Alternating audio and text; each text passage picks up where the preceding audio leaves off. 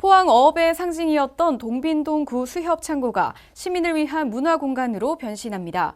복합 문화예술 체험의 구심점이 될 예정인데요. 문화도시 포항의 디딤돌로 또 포항항구항 도시재생 뉴딜 사업의 마중물로서 그 역할이 기대됩니다. 포항시는 2일 동빈동 구 수협 냉동창고에서 복합문화예술체험 거점 조성공사 기공식을 가졌습니다. 복합문화예술체험 거점 조성공사는 국토교통부의 도시재생 뉴딜 사업과 문화체육관광부의 문화도시 조성 사업을 연계해 포항의 근대산업유산인 어업 냉동창고를 문화예술체험 공간으로 재탄생시키는 프로젝트입니다.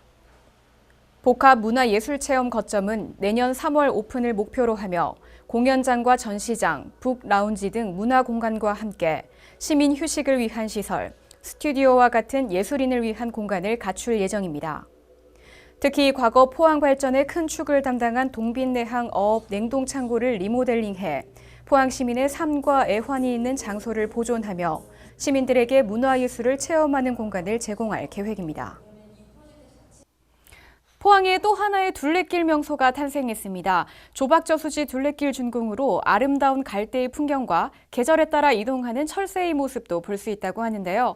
조박지 둘레길, 시민과 관광객에게 건강하고 아름다운 힐링 공간을 제공할 것으로 기대됩니다. 4일 포항 그린웨이 프로젝트 사업 중 하나인 조박저수지 둘레길 조성 사업의 준공식이 열렸습니다. 조박저수지 둘레길은 원점 회귀가 가능한 순환형 수변 산책로이며 경사가 없는 평탄한 지형으로 남녀노소 모두 편안하게 걸을 수 있는 환경을 갖추고 있습니다. 특히 1.5km 산책로 구간의 폭 3m 중 1.5m에는 보행 매트가 설치됐으며 나머지 1.5m에는 마사토 맨발 걷기 길이 마련됐습니다. 또 세족시설과 휴식을 위한 의자 설치로 방문객의 편의도 챙겼습니다. 이와 함께 저수지를 가로지르는 160m의 데크로드와 편안하게 수변 공간을 감상할 수 있는 전망데크도 조성됐습니다. 특히 조박저수지에서는 가을의 황금들판과 갈대, 철새의 모습을 볼 수 있어 방문객에게 편안하고 아름다운 힐링 공간을 제공합니다. 포항시는 조박지 둘레길이 코로나19로 지친 사람들에게 새로운 치유의 공간이 될 것으로 기대하며 호미반도 해안 둘레길, 오어지 둘레길과 함께 포항을 대표하는 또 하나의 둘레길 명소가 되도록 노력할 계획입니다. 간추린 소식 전해드립니다. 포항시는 3일 신규 전입 착한 중개 서비스 업무 협약을 체결하고 착한 중개업소 포스터 및 참여 공인중개사 명찰을 전달했습니다. 신규 전입 임대차 착한 중개 서비스는 포항 주소 갖기 운동의 일환으로 신규 전입자를 대상으로 임대보증금 4천만 원 미만 건에 대한 무료 중개와 함께 중개보수 10% 할인 등의 서비스를 확대 제공하며 관내 200여 개 개업 공인중개사의 자발적인 참여로 이루어집니다. 4일 포항시는 제3기 소셜플레이어 위촉식을 가지고 SNS를 통한 포항 알리기의 새로운 출발을 알렸습니다. 이날 위촉된 소셜플레이어는 블로그와 페이스북, 인스타그램, 유튜브 부문으로 나누어 활동하며 포항 곳곳의 생생한 모습과 유익한 정보를 널리 홍보합니다. 시는 소셜플레이어의 취재 활동을 지원하며 소통하는 시정 홍보에 박차를 가할 방침입니다.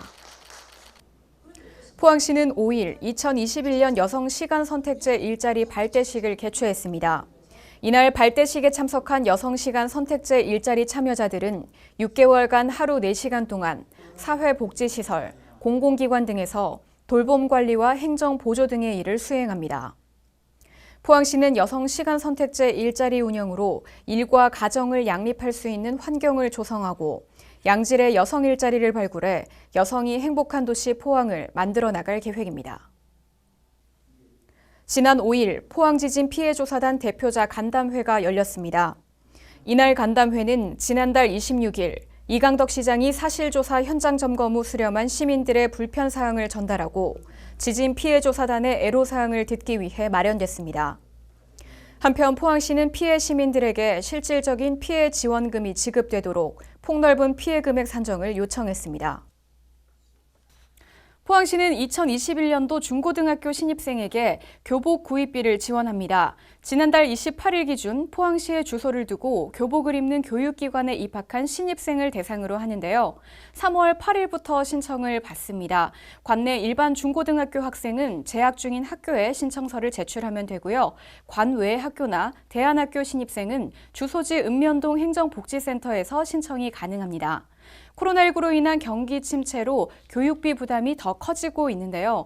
대상자분들은 꼭 신청하셔서 교복 구입비 지원받으시기 바랍니다. 자세한 내용은 포항시 교육청소년과 교육지원팀 또는 읍면동 행정복지센터로 문의하시면 됩니다. 이번 주 준비한 소식은 여기까지입니다. 함께해 주신 여러분 고맙습니다.